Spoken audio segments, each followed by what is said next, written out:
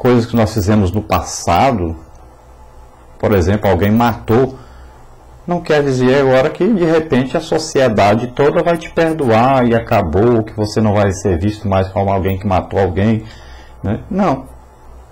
Você plantou uma coisa e você vai colher esses frutos daquilo que plantou.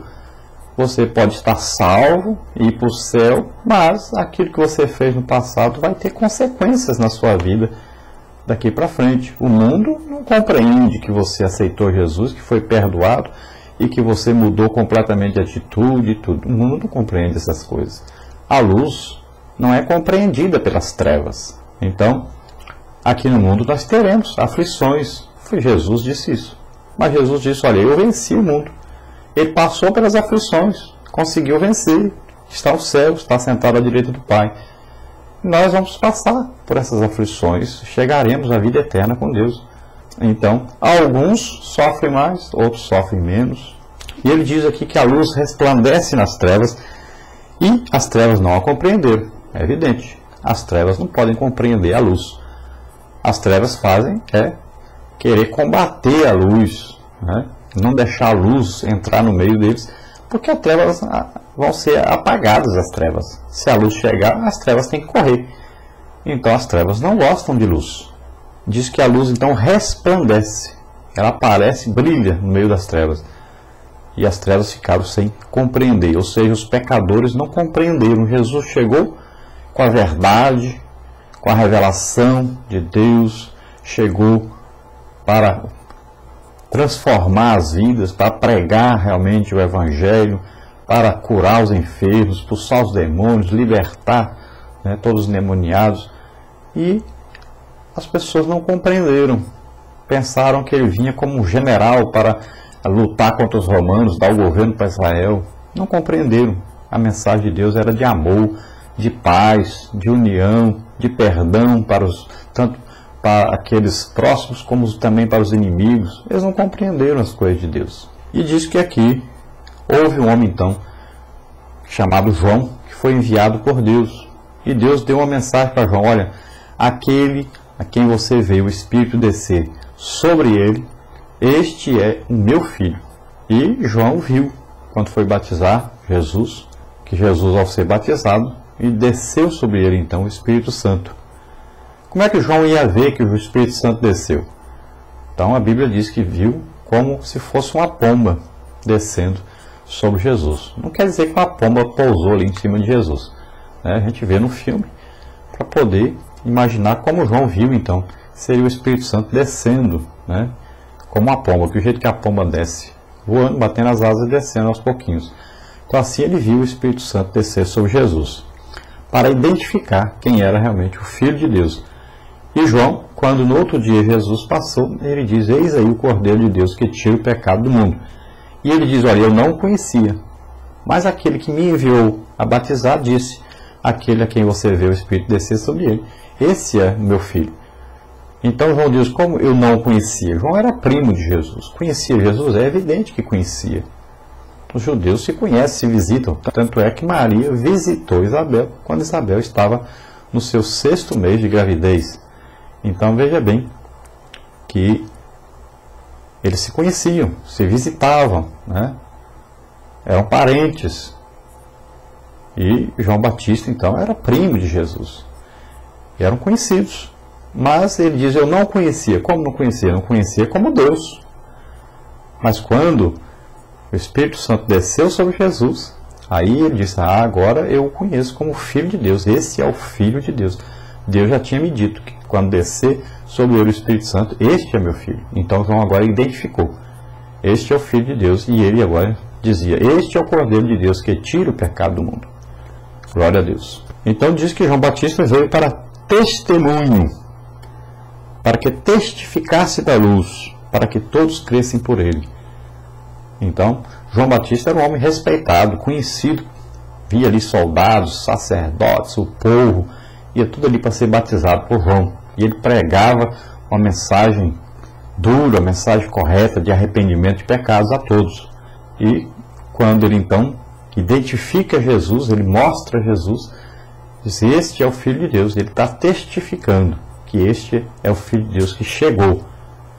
Aquele esperado, o Messias, o Salvador, havia chegado. Mas as trevas não compreenderam, não quiseram entender, né? E aqui diz que João não era a luz, mas veio para que ele testificasse da luz.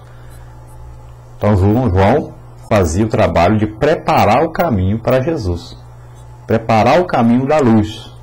Não era ele a luz, mas estava preparando o caminho da luz. Então ele diz que esta luz estava no mundo e o mundo foi feito por ele e o mundo não o conheceu. Ali estava a luz verdadeira, que é Jesus Cristo. Veio ao mundo, o mundo foi feito por ele. Imagine, aquilo que ele mesmo fez, ele criou, e ele estava ali andando entre os homens, na terra, cada pedra, cada árvore, tudo ele que fez. E ele estava ali, mas o mundo não conheceu.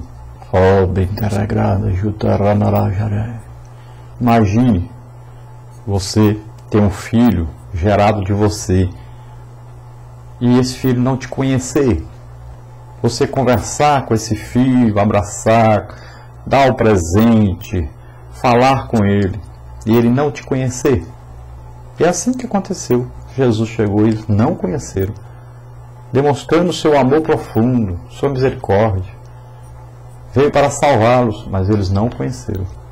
Mas a todos quantos o receberam, deu-lhes o poder de serem feitos filhos de Deus, aos que creem no seu nome.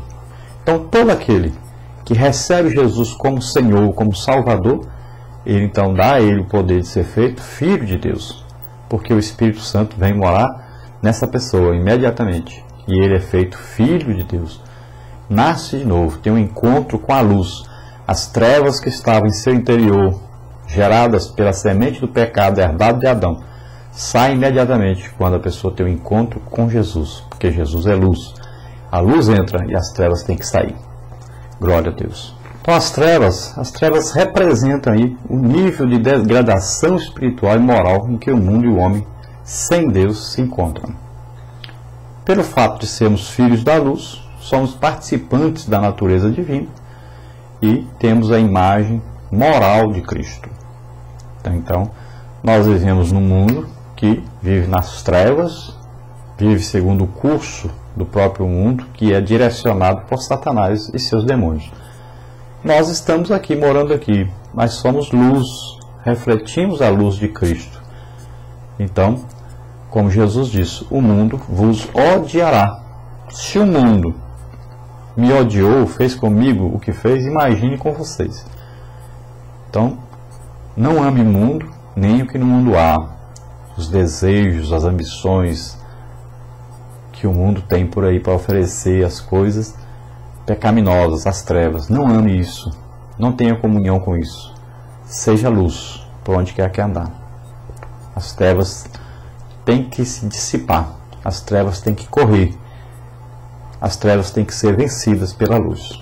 Glória a Deus. Nós vamos passar agora ao nosso questionário, para nós entendermos a nossa lição melhor. Vamos ver aí o ensino do nosso pastor da CPAD, pastor Eliezer de Lira e Silva. Nós vamos então estudar os pontos da lição através do nosso questionário que nós fazemos e disponibilizamos aí semanalmente no nosso site. Toda quarta-feira aí o questionário está no site pronto para você usar, distribuir aos alunos para que no domingo eles levem respondidos.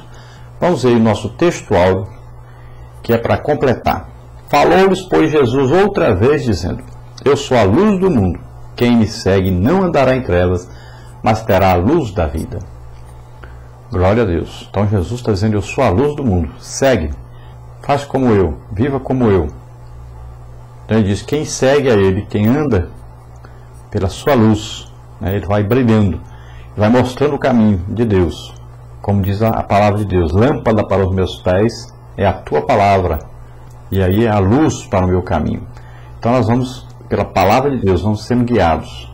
E Jesus vai nos revelando, vai nos dando capacidade para sermos aí cada dia mais parecidos com Ele. E nós vamos caminhando rumo a Jesus, o autor e consumador da nossa fé. E assim nós alcançaremos então a vida eterna. Então ele diz: quem me segue não andará em trevas, mas terá a luz da vida. Glória a Deus. Na verdade prática, Complete. Somente iluminados por Cristo podemos refletir a sua glória e ser luz para o mundo. Então, como é que nós vamos refletir a glória de Cristo? Como é que nós vamos ser luz para o mundo? Como é que nós vamos guiar as outras pessoas se nós mesmos não sabemos o caminho? Então, devemos ser iluminados por Cristo para podermos guiarmos também os outros. Na nossa introdução da nossa lição, nós temos aí uma pergunta. Como o Senhor chama os seus servos, os servos de Deus, após falar do Filho de Deus como luz do mundo? Lá em João capítulo 1, versículo 9, capítulo 8, versículo 12, capítulo 9, versículo 5. Então, o que isso significa?